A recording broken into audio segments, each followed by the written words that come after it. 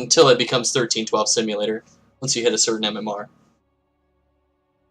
And already, spawning in the top right, under the banner of PasT Gaming, we have the yellow Zerg, Rincin.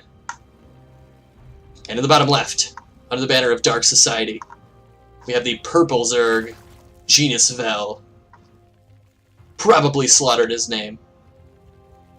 Both players building their overlords, not deciding to go for the cheese. Sometimes on these really large maps, it seems counterintuitive, like a lot of people will just macro up because they think that's what you have to do. But that also leaves opportunity to do a cheese.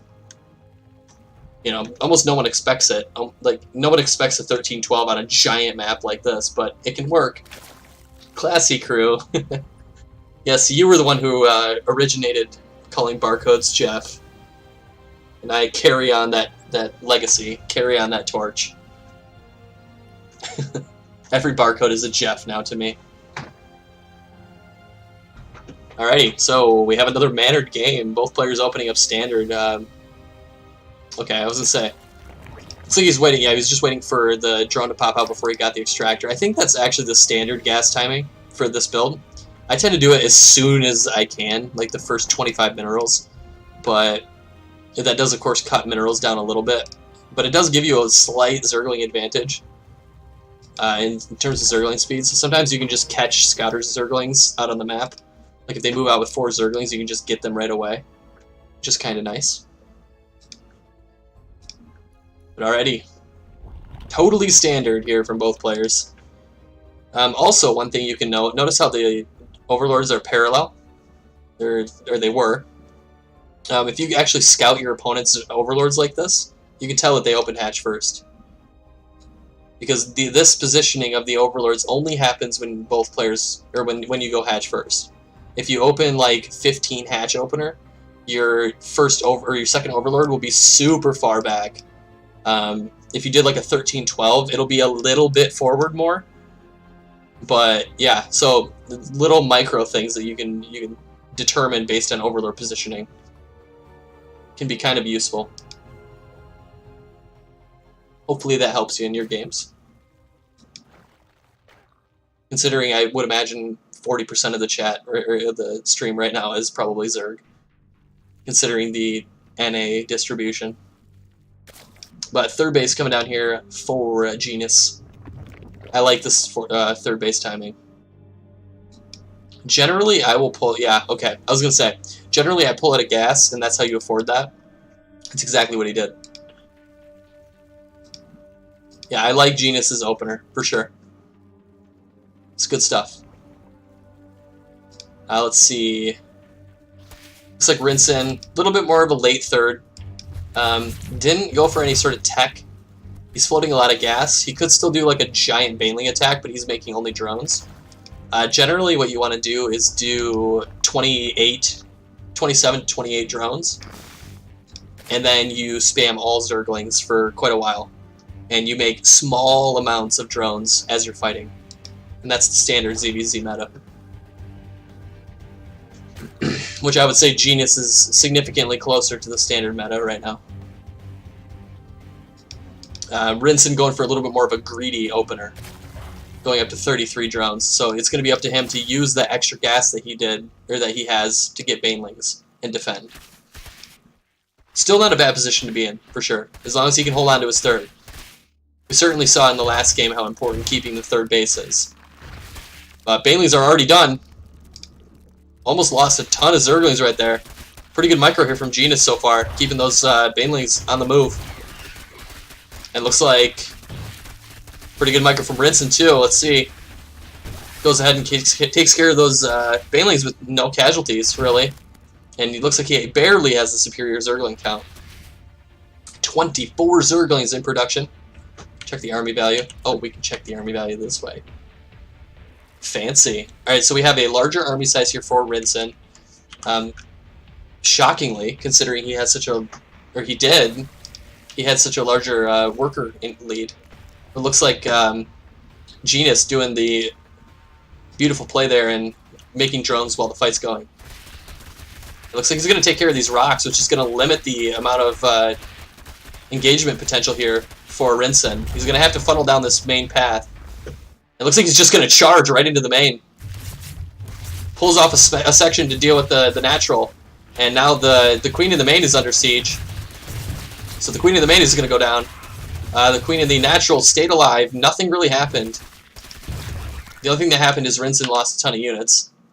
Third base was being sieged that entire time. I feel like he probably could have killed the third base if he had done that properly. Overall, Genis is the one who lost more, surprisingly. 3 drones were killed. Oh, massive connections there for Rincin. That's going to limit the potential counterattack there from Genis completely. So still, roughly even game. Let's check units. Now Rincin is ahead. He was droning quite hard during that. I'm a little bit worried for him on this defense. These Baneling connections need to be extravagant. Otherwise, he's probably going to just die. He'll get rolled. 650 minerals in bank right now. 5 larvae. This needs to get spent. Spinecrawler is absolutely clutch.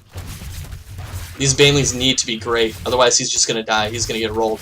And if the third base goes down, the game is over. Unfortunately, it's that vicious. Now, I would like to see him try to kill this rock tower, just as his opponent did. The rock tower, destroying that just is a wonderful thing to do. And here we go, Zergling's moving into the natural and the main, just like Rincin did. Looks like they're all going into the main. Section pulling back down here into the nat. And, alright, so we got 4 Banelings here on the low ground. These roaches need to deal with this. 2 Banelings are going to get into the mineral line. That's all going to fall. Zergling's up here killing all the drones in the main. 13 have gone down. Very good attack there from Genis. Now, what I will say is he is still significantly far behind in army value. Rincin does have quite a large bank, so he can still reproduce all those drones that he just lost. At the end of the day, I still think Rincin is ahead. I mean, this drone count, though, can quickly spiral out of control and give Genis a lead. Considering all, like, think about this. These 13 drones could have been, like, let's see, 15 drones, 16 drones. Those could have all been roaches. And now he's got to remake all those drones. It's still relatively even, though. Let's see, the upgrade advantage, though, significant here for Genis.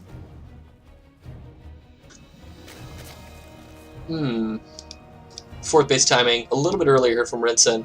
You do see the gold coming down, though, for Genis. And we see a bunch of Ravagers in production. I would like to see like a Hydralisk Den and then maybe try to go Lurkers, considering how much gas he's floating. I suppose it's alright. If he can convert this into roaches, though, soon I think he'll be able to stay in the game. Genis is powering up pretty hard.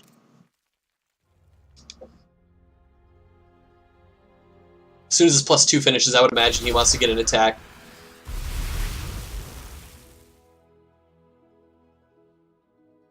Now he's revealing his entire army. Just something you don't generally want to do. You want to try to keep your opponent in the dark the best you can. Well, we see like a 2-army split moving across the map. I'm actually... Oh, we can't check that right now. Now this is a lot of Ravagers. I don't necessarily agree with this because it makes your army a little more squishy. And if we check the army value... Oh, wow. That's what happened during the Baneling engagement. Army size is in favor of Genis currently. And he has the +2 advantage hitting right now. He's currently 2-1 at the moment, and he's got a pretty nice concave going on Rincin with a superior army value and superior upgrades. And this is looking like it's going to close out the game right now. Yep, he's jumping right on top of the army. He knows that this is the engagement he needs. This is the moment he needs. 160 supply to 11 or 111. And there's no way that Rincin's gonna be able to kill this army here. It's just far too much. And the third base falls. That is the nail in the coffin. Genis jumping on top of the army. And we should see GG any moment. There's absolutely no way he can beat this army anymore. 160 to 85 army value. Only Lurkers at this moment could save him.